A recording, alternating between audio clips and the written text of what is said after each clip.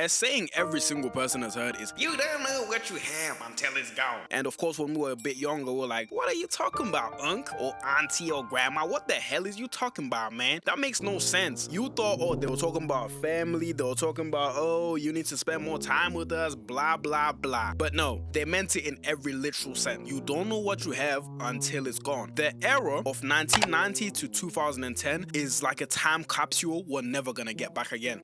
I missed the part where that's my problem. Howdy, partner. Back in my day, we used to use DVD players and VHS players and cassette players. You whippersnapper will not have a single idea about what that is now, do you? This ain't funny. Stop giggling. I can see you giggling.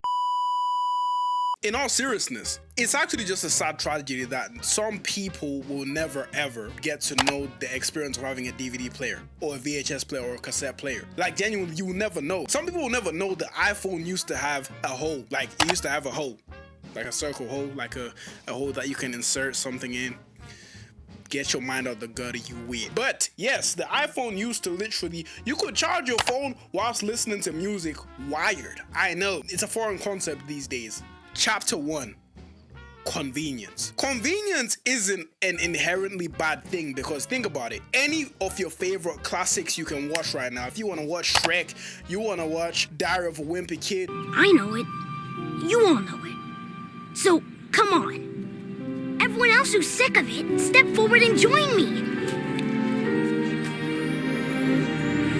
Cheese Touch! Greg Heffley has the Cheese Touch!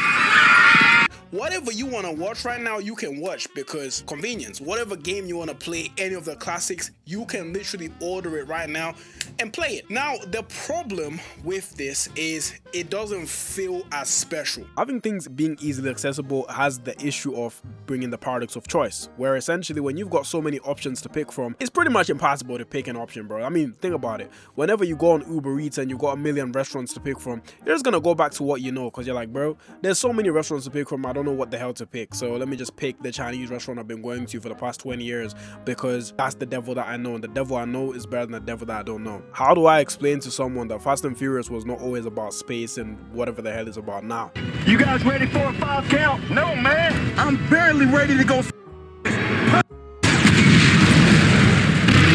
We're in outer space! Told you numbers don't lie. This is crazy, bro. Fast and Furious used to be about literally racing cars. How do I explain that to somebody? I literally can't. It's impossible. Again, you just had to be there. Also, what having limited options allows you to do is it allows you to fall in love with the thing which you're watching. When we used to have to put things in DVD players and that there was no other choice, there was no streaming era. Like, if you wanted to watch a new movie, you had to go to the cinema, or you had to wait until it came out on Blu-ray and then you could buy the DVD. It makes you appreciate it all that much more, and it makes it feel more special, and it makes it feel like an actual event. It makes it feel like something which is like rare. It's like a gem. So you really sit with something and you appreciate it. The era was so special that most of the memes we have today are literally from that era. I'm gonna put some dirt in your eye if you don't agree. Most of the memes we have are from that era, and even the corny and cringy movies from that time period, yes, they're cringy, yes, they make you have secondhand embarrassment sometimes, but they are so great. Who's that? It's my mother. You have her eyes. You see, back in the day, I sound so old, damn. Back in the day when you used to have your favorite movie on a DVD, it used to feel special for a few reasons. Physically owning the title meant you actually loved it, or if you wanted to rent it from the video store, you would go there and rent it. Me personally, I always had a collection of DVDs, courtesy of my mother, because I used to live in Africa and there was no video renting store in Zimbabwe. So there you go. But I used to have a collection of movies, a collection of games for games that I wanted to play.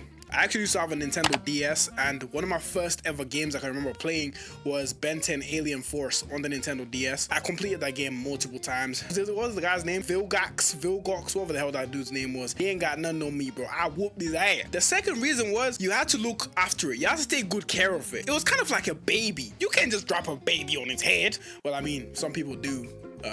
And then consequences happen. That's fucking retarded. You can't just drop something which you care about because there was consequences. If you've ever owned a DVD player, if you scratched a DVD or a CD or a game that was on a CD, let's just say there was something unpleasant when you were watching the movie or show or playing the game or whatever. Sometimes the game would still continue working, you know, depending on the severity of the scratches. But let's just say the viewer experience was not that enjoyable. Like, you might be seeing a quarter of the screen.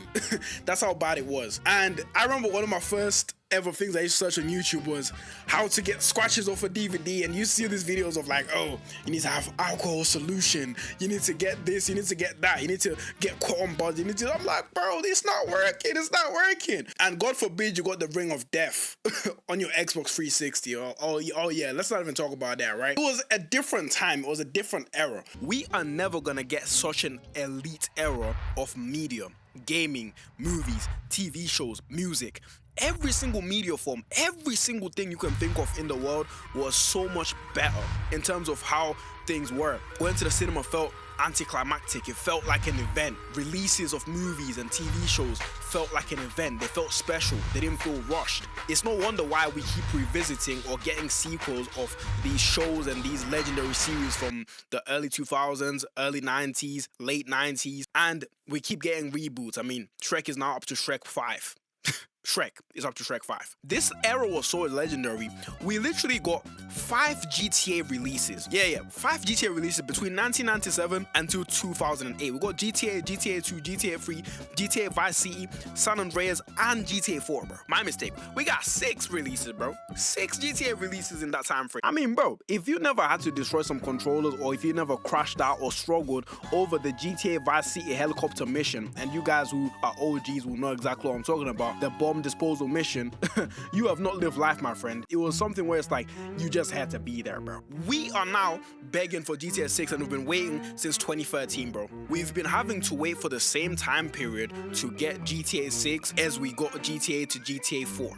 How ridiculous is that? That just shows you something has definitely changed. Like, for example, after I saw Kung Fu Panda 4 and after I saw Toy Story 4, I was wondering to myself, are they just running out of ideas? Are you running out of ideas to where you need to go back to things which you know have been working, and now we're even resenting the new releases? I mean, I don't know if I'm part of the minority or the majority in terms of like, I'm not a fan of these new releases. I don't even like how the new Shrek looks, by the way. I mean, the story might be good and whatever, but I just don't like how they've polished how he looks. Like, Shrek should look rough. Like, it should look how he looked from before. I don't know, maybe that's just me talking, but let me know if you agree. I even saw the leak of the new Avatar The Last Airbender movie, and I did not like it. I didn't like it at all. The story was okay, it wasn't bad, but I didn't like it. And I was just there wondering to myself, like, why is it they just don't hit the same? Why don't I get the same feeling? Because this is the thing, when I go back to watch these other movies and these other shows and series, I get so many new lessons and so many new insights, and of course there's that element of nostalgia, so maybe I've got like a little bit of bias, like, okay, the reason why I mess with these shows and these games and this music so heavy is the fact that it's nostalgic. But at the same time, for example, there's even animes which I watched later on that I never heard of until I was a bit older, like Samurai Champloo, Cowboy Bebop, Black Lagoon. I never realized they were out up until I was a lot older. So then when I checked them out, I'm like, damn, this is gold. This is a gold mine. And I don't know why the storytelling is even a lot better. Berserk 1997 is another example.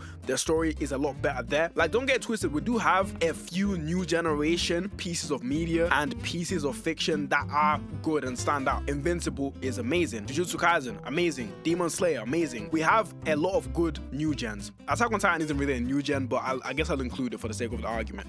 So we do have a few standout things and games and stuff. We're not gonna get another Assassin's Creed. We're not gonna get, like, what do you know about playing Assassin's Creed? What do you know about playing Hitman 2 for the first time ever? What do you know about playing Need for Speed Most Wanted in 2005? What do you know about that? What do you know about the classics? Like, none of the new games hit the same. Yes, they've got more attractive graphics. Their graphics look so much more polished and so much more crispier, but they don't feel the same. They don't give that feeling. You know exactly which feeling I'm talking about, because this feeling, for some reason, between 1990 and 2010, they were able to capture that feeling. They were able to give you that feeling. I remember watching Scooby-Doo, the live action movie, for the first time, and even the sequel, and I was genuinely like, wow, this is so great. The CGI looked even greater, and even Pirates of the Caribbean, the CGI looked greater. I've talked about this before, where Davy Jones looks so realistic and looks so good as CGI, but for some reason now, the CGI looks even worse in this day and age, even though they've got more advanced technology. Like, how does that make any sense? What is happening? Somebody let me know. In fact, the world felt so different back then. Like, even buying pizza felt special. Now it just feels like, whatever, bro. Domino's. Fun fact, the garlic sauce from Domino's is the greatest sauce ever invented. Chapter 2, social media. Social media, again, is great in many things. Like, I wouldn't consider YouTube social media, but for the sake of argument, we're just gonna include it as social media. We are able to share a myriad of opinions. And you know what they say about opinions, right? They're like buttholes. We've all got one. You know what I'm trying to say? I could say something is horrible or something is great, and you could have a difference in opinion. I could say this is the greatest music album ever, and you could be like, you've lost your damn mind. You need some ear cleansing or some shit, because that sounds horrible as fuck. And we both are right. And the problem is, nowadays people are so quick to critique things that, one, you don't get to sit with it and actually gather your own thoughts, and two, you don't get to actually, well, I mean, it's pretty much the same thing. You don't get to form your own narrative and opinion on the thing. And I'm so grateful and lucky that when I was coming up as a kid, like, I didn't really used to get outside opinions on things. Like, I used to have CDs of my favorite movies and stuff, right? Lady and the Tramp, The Lion King. I can keep going on. All the Disney classics, you know, I used to have them as CDs, and I used to love them myself. The games that I used to play, right? So I used to have to play games like God of War or Hitman, GTA San Andreas. Like, the first time I played GTA San Andreas was on my older brother's computer, and I remember like typing cheat codes. We used to literally type cheat codes and shit on the keyboard and shit. I remember one of the cheat codes was leave me alone, and then the police would leave you alone. But the way that you typed it wasn't leave me, it was live me alone. It was a weird cheat code. I don't know if it still works or I'm wrong about that, but let me know for all my gamers. But yeah, like, the world just felt different back then. And that capsule of 1990 to 2010 is a generation we'll never get back again. And we took it for granted. We didn't know what we had. We didn't know what we had, because this is the thing, when you're in something, you don't realize how great it is. Whatever, man. We still cooking. We used to have The Undertaker having an undefeated streak. It was literally something of myth, of legend, and now it's just gone. It's just destroyed. Like, a lot of things were cooked just because of the social media age, because a lot of individuals and corporations are becoming very sensitive, and yeah, it's just horrible now. Nothing feels special, and boo. And it's so strange because the world feels so different now, in a negative sense, because we have everything and we have nothing at the same time, simultaneously. It makes no sense. How can you have everything but you have nothing at the same time? I think also when you have less, you appreciate things a lot more. And when I'm saying when you have less, for example, when you look at the older classic animations, animated movies, when you look at the classic video games from those times in the past, they felt so great because they had soul. When you have less to work with, you put your all into it. But I genuinely feel for the next generations, like, whenever I have a kid, if I have a kid, because that's a big if. I don't know if I would want to have a kid in this mad world, bro. But it's a very interesting one. But whenever I have a kid, it's like, would you want to be born in this type of world? Even John Cena can see how messed up this world is, bro. It's crazy, you know? I miss people making corny jokes. Now people are just trying to be too cool for school, bro. Like, why, bro? Be cringe, nigga. Be cringe. Please. Please. Okay? Be tough like Scrappy Doo, bro. Please. You know? Like, come on, bro. Where's individuality gone? Now it's just everybody trying to be too cool for school, bro. It's a sad world that we live in, but yeah, I miss the old days. Okay, I miss the old days. I never thought I'd ever in my life say that shit. You know what I mean? But hey, is it nostalgia talking, or am I actually making a point here? Like, is the old world better than the modern world? Let me know what you think. If you agree, if you disagree. Appreciate you for watching. Make sure you like the damn video. All right. Giddy up, cowboy and cowgirls. I'm sorry, I don't know what cowboy is. I mean, act rock. You know what I mean? Now I'm gonna go back to my ranch, and I'm not talking about the sauce. You see, baby, nowadays, you kids farm already, but I farm for real. See what I did there? Because, like, farmers farm, and then, like, stop giggling. I can see you giggling.